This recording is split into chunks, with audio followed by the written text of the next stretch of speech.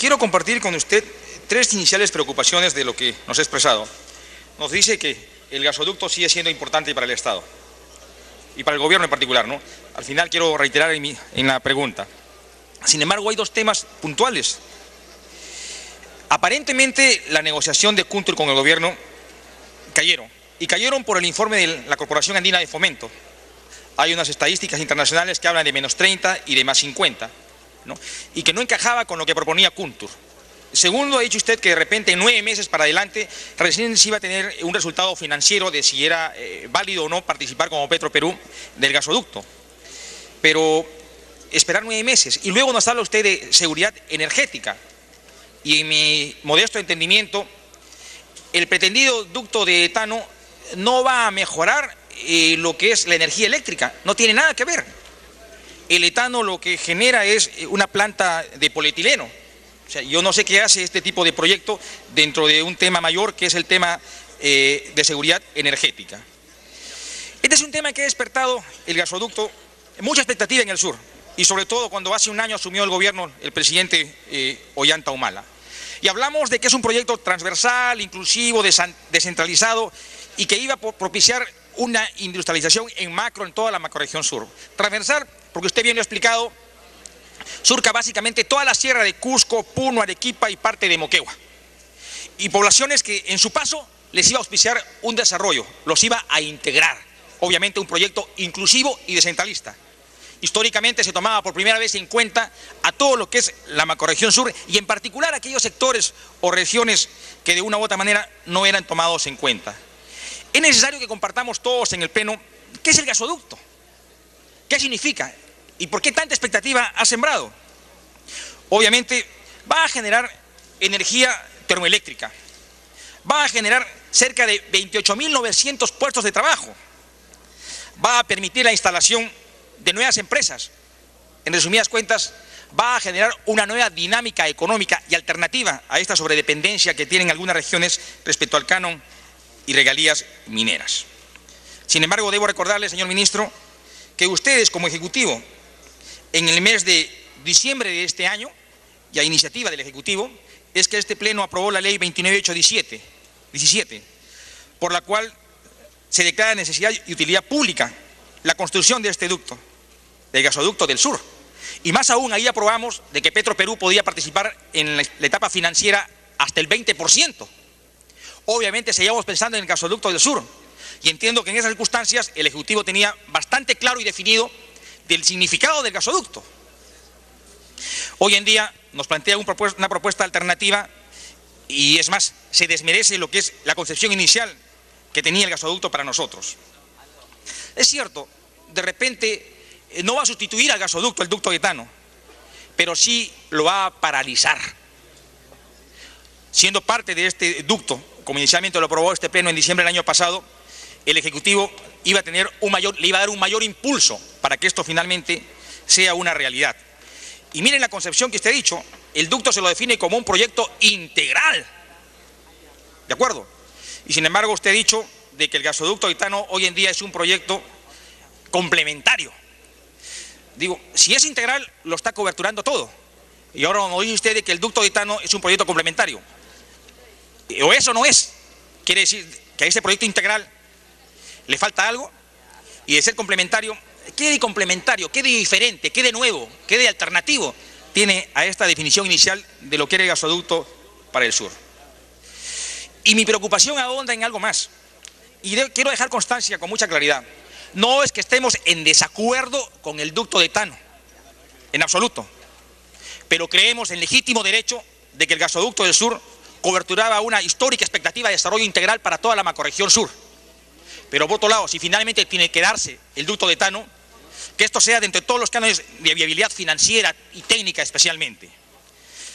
Y le reclamo, y se lo he reiterado en visitas personales que he tenido a la Comisión de Energía, ministro, hasta antes del 28 de julio no existía el ducto de etano.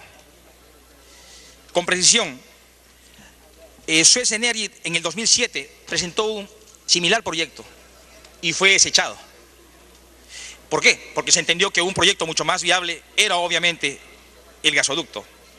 Se nos ha dicho, ya tenemos un perfil, ministro, para comprometernos en un proyecto de esta envergadura, de este tipo de infraestructura, y en la posibilidad de que el Estado invierta hasta 400 millones de dólares, no puedo estar diciendo, ya tengo.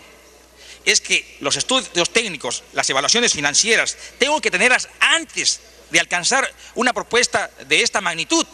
Y usted está reconociendo que efectivamente recién acaban de culminar un perfil. Creo que tras esta propuesta se ha estado trabajando con mucha improvisación. Y le reitero lo dicho en la presentación del acto de investidura. No tenemos una política energética definida, sino todos los peruanos entenderíamos de que este ducto de etano existiría. El 28 de julio, valgan verdades, nos sorprendió. Se nos ha alcanzado el proyecto de ley, y ahí yo quiero ahondar mis comentarios. En la parte de la fundamentación, y se lo he reiterado también hasta en 2 veces, en exposición de motivos, nos dicen que no hay gas y que no hay demanda. O hay gas o hay demanda. En todo caso, no tendría razón de ser el gasoducto.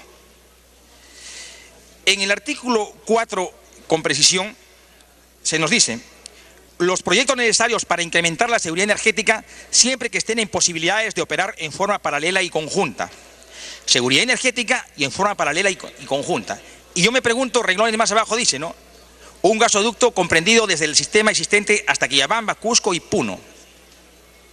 ¿De qué seguridad energética hablamos como ductos paralelos si hasta estos momentos Cusco y Puno no tienen la cobertura a instancia de algún ducto? Nos parece una primera y grave contradicción. Y aún en el extremo de que preexista un ducto y se intente construir otro, la demanda no justifica la presencia de 2 ductos, de un doble esfuerzo económico. Una segunda observación respecto al propio proyecto que se nos ha sido alcanzado y que usted está para esclarecernos el día de hoy, es lo establecido en el artículo 6.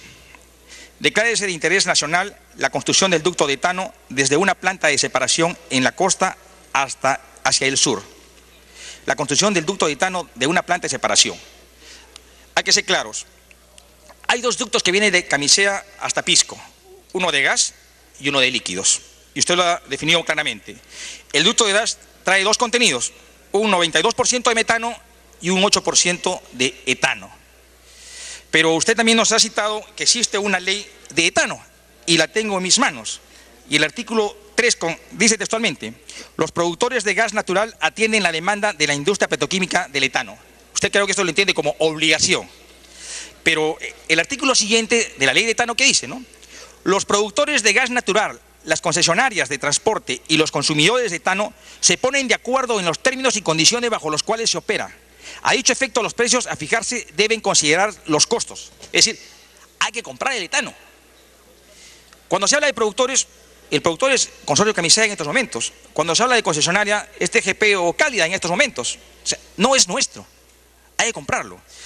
Pero posteriormente se habla en el proyecto de ley de una inversión de Petroperú hasta 400 millones. La planta de separación tiene un costo cercano a los 500 millones. La posibilidad que se construya un ducto desde Pisco hacia el sur, más o menos 1.300 millones. Y no va a llegar el ducto por gusto al sur. Tiene que instalarse una planta de polietileno, petroquímica, 3.000 millones. En cifras redondas hablamos de 5.000 millones. Y en el proyecto de ley, en el artículo 7, nos dice, ¿no? Petroperú participará de manera individual o asociada.